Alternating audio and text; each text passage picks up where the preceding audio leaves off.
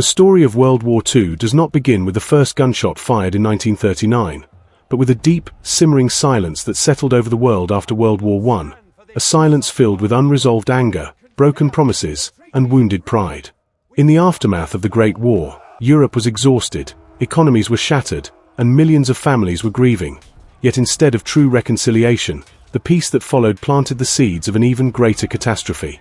The Treaty of Versailles punished Germany harshly, stripping it of territory, military power, and economic stability, while forcing it to accept sole responsibility for the war. To many Germans, this was not peace but humiliation, a national wound that never healed.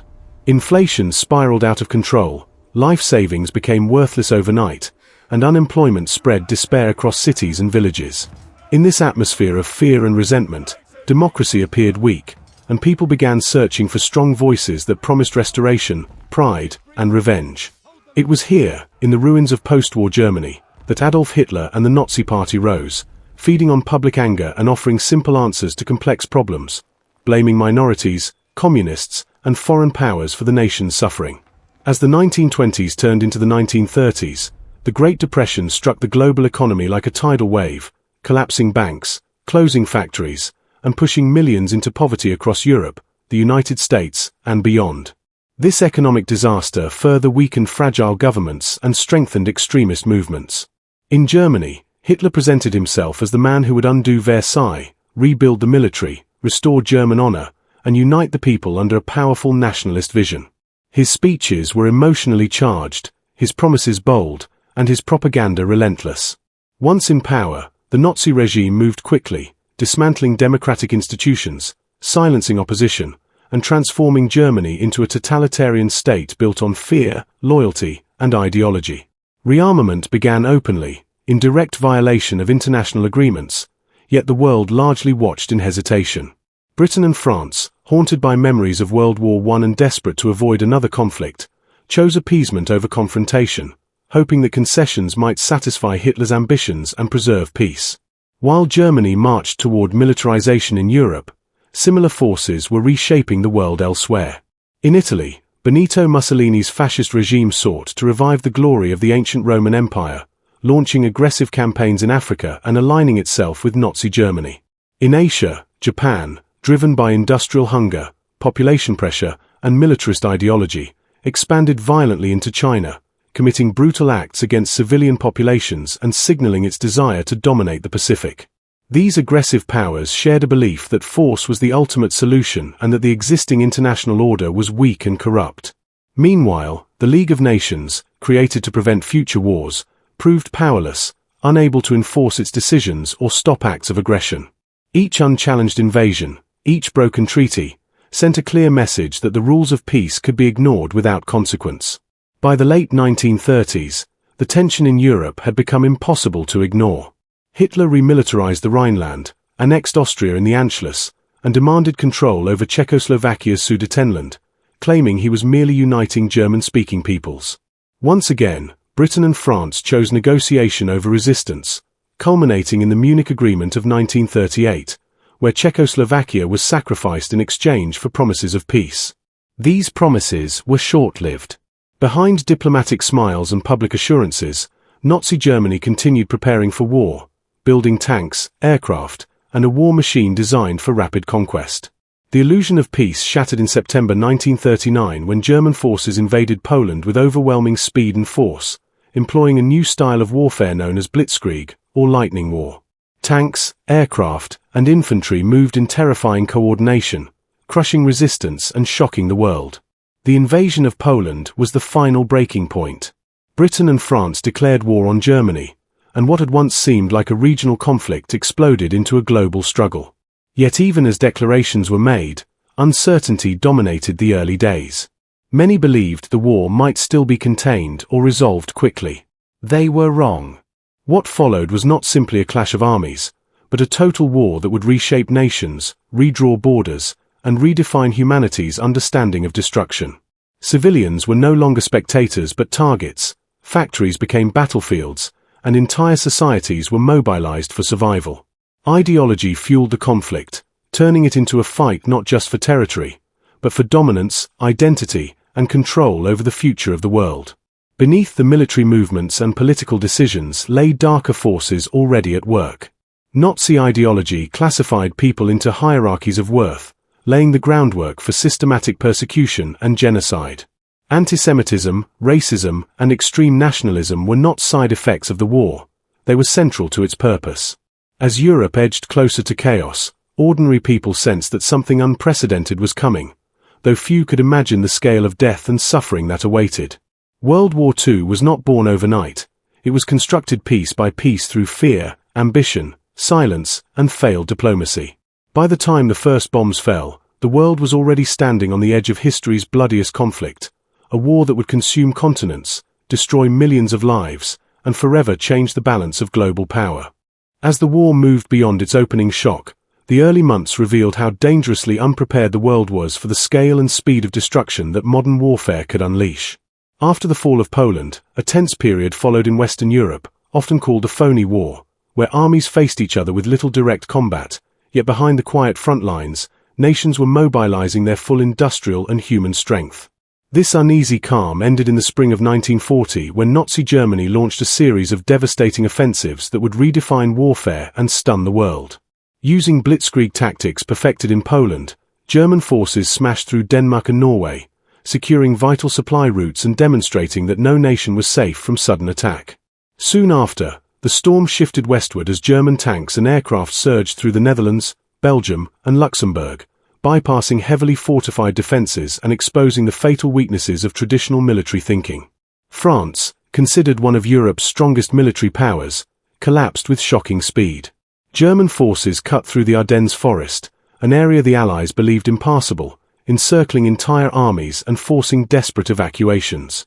At Dunkirk, hundreds of thousands of Allied soldiers were trapped against the sea, facing annihilation or capture.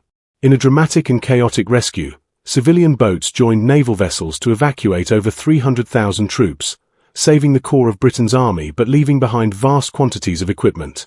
France soon surrendered, and Paris fell under Nazi occupation, marking one of the most humiliating defeats in modern history. With much of Europe under German control, Hitler appeared unstoppable, and the future of freedom on the continent hung by a thread. Only Great Britain remained defiant, standing alone against a powerful enemy that dominated land and sea. The Battle of Britain that followed was not fought in trenches or cities, but in the skies. Nazi Germany sought to crush British resistance through relentless aerial bombardment, targeting airfields, factories, and eventually civilian populations. Night after night, bombs rained down on London and other cities, turning neighborhoods into rubble and killing thousands of civilians. Yet instead of breaking morale, the attacks hardened British resolve. Pilots of the Royal Air Force, many of them young and outnumbered, fought with determination, knowing that defeat would open the door to invasion. Radar technology, effective leadership, and the courage of these airmen proved decisive. Germany failed to gain air superiority, marking Hitler's first major setback and proving that the Nazi war machine was not invincible. The war had now entered a new phase, where survival depended not just on armies, but on technology, intelligence, and national unity. While Europe burned, the conflict expanded with brutal intensity elsewhere. In Eastern Europe, Nazi Germany turned its attention toward its former ally, the Soviet Union. In June 1941, Hitler launched Operation Barbarossa, the largest military invasion in history, sending millions of soldiers across vast frontiers in a campaign driven by ideology as much as strategy. The goal was not only territorial conquest but the destruction of what Hitler viewed as inferior peoples and political enemies. The initial advance was catastrophic for the Soviets, with entire armies encircled, cities besieged, and millions of soldiers killed or captured. Civilians suffered terribly as scorched earth tactics, mass executions, and starvation followed the advancing front. Yet the sheer size of the Soviet Union, combined with brutal winters and fierce resistance, slowed the German advance and transformed the war into a prolonged and deadly struggle of endurance. At the same time, in Asia and the Pacific, Japan intensified its expansion, driven by a belief in its destiny as a dominant imperial power. Years of war in China had already demonstrated Japan's willingness to use extreme violence, and Western embargoes on oil and resources pushed Japanese leaders toward confrontation with the United States and its allies. On December 7, 1941, Japan launched a surprise attack on the American naval base at Pearl Harbor, aiming to cripple U.S. military power in the Pacific. The attack shocked the United States, killing over 2,000 Americans and destroying or damaging much of the Pacific Fleet. Overnight, American isolation ended. The United States formally entered the war, transforming a regional conflict into a truly global one and bringing enormous industrial and military power into the Allied camp. With America's entry, World War II became a war of continents, oceans, and ideologies. Germany and Italy declared war on the United States, solidifying the Axis alliance, while the Allies began coordinating on an unprecedented scale. Factories across America shifted to wartime production, turning out planes, tanks, ships, and weapons in staggering numbers. Soldiers from different nations, cultures, and backgrounds were now bound together by a shared enemy and a shared struggle. Yet even as hope began to rise among the Allies, the human cost of the war continued to escalate. Cities were reduced to ashes, civilians were targeted deliberately, and millions were displaced from their homes. World War II was no longer just a battle between armies. It was a test of endurance for humanity itself, with the fate of the modern world hanging in the balance as the conflict surged toward even greater devastation. By the middle years of the war, the illusion of quick victory had completely vanished, replaced by a grinding reality in which survival depended on endurance, resources, and the ability to adapt to unimaginable loss. The conflict had expanded into a vast, interconnected struggle where battles on one front influenced outcomes thousands of miles away. In Europe, Nazi Germany found itself locked in a brutal war of attrition against the Soviet Union, while in North Africa and the Atlantic, control of supply lines became as critical as battlefield victories. The Eastern Front in particular turned into a landscape of unprecedented violence, where entire cities became symbols of resistance and suffering. Nowhere was this more evident than in the Battle of Stalingrad, a fight so savage that it redefined the meaning of total war. Soldiers battled street by street, room by room, amid frozen ruins and constant bombardment, while civilians starved and froze under siege conditions. Casualties mounted at a horrifying rate, and by the time the battle ended in early 1943, over 2 million soldiers and civilians were dead, wounded, or captured. The German defeat at Stalingrad marked a decisive turning point, shattering the myth of Nazi invincibility and signaling that the Axis powers could be pushed back. As the tide began to shift in the east, the Allies sought ways to strike back in the west and south. In North Africa, British and later American forces clashed with German and Italian troops in harsh desert conditions, where heat, sandstorms, and long supply routes tested both sides. Victory in North Africa secured vital shipping lanes in the Mediterranean and paved the way for the Allied invasion of Italy.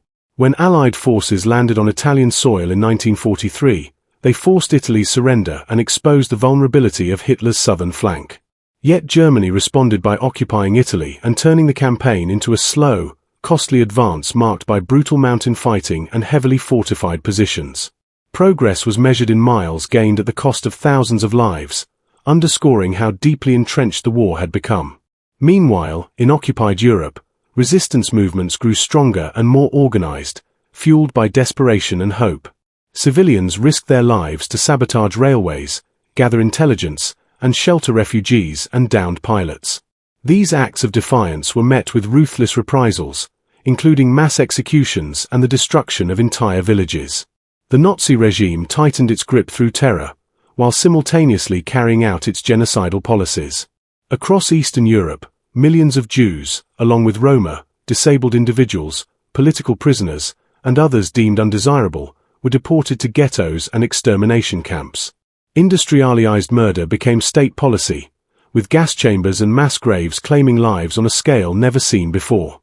Entire communities vanished, leaving behind silence where culture and history once thrived. The Holocaust was not a side chapter of the war but one of its central horrors, unfolding alongside major military operations while much of the world remained unaware of its full extent. In the skies above Europe and the seas below, the war raged relentlessly. Strategic bombing campaigns aimed to cripple industrial capacity and weaken morale, turning cities into targets.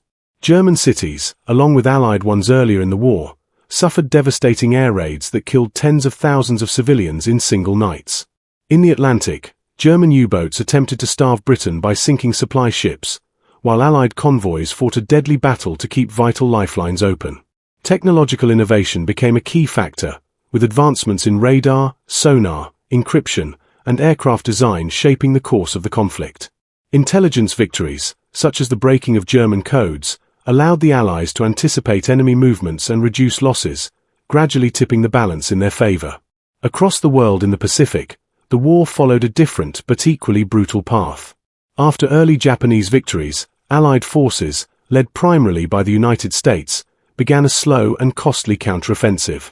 Battles such as Midway marked critical turning points, where superior intelligence and decisive action halted Japanese expansion. The strategy of island hopping brought Allied forces closer to Japan, but each advance was met with fierce resistance. Japanese soldiers fought to the death, and civilians were often caught in the crossfire, suffering immense casualties. The jungles and beaches of the Pacific became graveyards, where disease, exhaustion, and constant combat pushed human limits to the breaking point. By this stage of the war, the scale of loss was staggering. Millions of soldiers had been killed or wounded, and civilian deaths were climbing even faster. Entire cities lay in ruins, economies were stretched to the brink, and families across the world lived with constant fear and grief. Yet despite the devastation, momentum was shifting. The combined industrial power of the Allies, particularly the United States and the Soviet Union, began to overwhelm Axis resources. What had once seemed like an unstoppable wave of conquest was now slowly receding. The war had entered its most decisive phase, where every battle carried the weight of history, and the final outcome, though still uncertain, was beginning to take shape through sacrifice, resilience, and an unrelenting struggle for survival. As the war pushed toward its final and most destructive phase, the tempo of events accelerated, and the cost in human life rose to unimaginable levels. By 1944, the Axis powers were fighting on multiple fronts with diminishing resources, while the Allies prepared for decisive blows that would determine the fate of the world. In Western Europe, years of planning culminated in one of the most complex and risky military operations in history. On June 6, 1944, Allied forces launched the invasion of Nazi-occupied France, storming the beaches of Normandy under relentless enemy fire. Thousands of soldiers were killed within hours, yet wave after wave pressed forward, knowing that failure could prolong the war indefinitely. The landings marked the beginning of the liberation of Western Europe, but victory did not come quickly. Hedgerows, fortified towns, and determined German resistance turned the advance into a slow and bloody struggle. Every village became a battlefield, and civilians once again found themselves trapped between opposing armies. As Allied forces pushed deeper into France, the true scale of Nazi crimes began to emerge. Concentration camps were liberated, revealing scenes that defied human comprehension. Survivors, emaciated and traumatized, stood as living evidence of systematic murder carried out over years. Mass graves, abandoned gas chambers, and records of deportations exposed the full horror of the Holocaust. The discovery shocked even hardened soldiers and forced the world to confront the darkest consequences of unchecked hatred and ideology. Meanwhile, German cities faced relentless bombing as Allied air power reached its peak. Urban centers were reduced to rubble, and civilian casualties mounted as infrastructure collapsed. The German population, once mobilized by propaganda and early victories, now faced starvation, displacement, and despair as the war closed in from all sides. On the Eastern Front, the Soviet Union unleashed massive counteroffensives, driving German forces westward with overwhelming numbers and firepower. Cities such as Kiev, Minsk, and Warsaw became focal points of brutal fighting and widespread destruction. The Red Army's advance was marked by both liberation and revenge, as years of suffering fueled a ruthless determination to crush the enemy. Civilian populations across Eastern Europe endured waves of violence, forced migrations, and reprisals as front lines shifted rapidly. By early 1945, Soviet forces stood at the gates of Berlin, the symbolic heart of Nazi power. Inside the city, Hitler retreated into denial, issuing orders to armies that no longer existed, while the population braced for the final battle. The fall of Berlin was a chaotic and violent climax. Street fighting raged as buildings collapsed under artillery fire, and civilians sheltered in basements as the city burned. When Hitler took his own life in April 1945, the Nazi regime effectively collapsed, and Germany surrendered shortly afterward. In Europe, the war was over, but peace was fragile and incomplete. The continent lay devastated, with tens of millions dead, economies shattered, and entire regions reduced to ruins. Refugees wandered across borders in search of food, safety, and missing family members. The emotional scars ran as deep as the physical destruction, and the task of rebuilding seemed overwhelming. Yet the war still raged in the Pacific with brutal intensity. As Allied forces moved closer to Japan, the fighting grew increasingly desperate. Battles on islands such as Iwo Jima and Okinawa demonstrated how costly an invasion of the Japanese mainland might be. Japanese forces fought with extreme determination, and civilians were often drawn into the conflict, suffering catastrophic losses.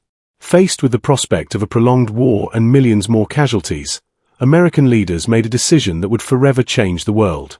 In August 1945, atomic bombs were dropped on the cities of Hiroshima and Nagasaki, unleashing destruction unlike anything humanity had ever witnessed.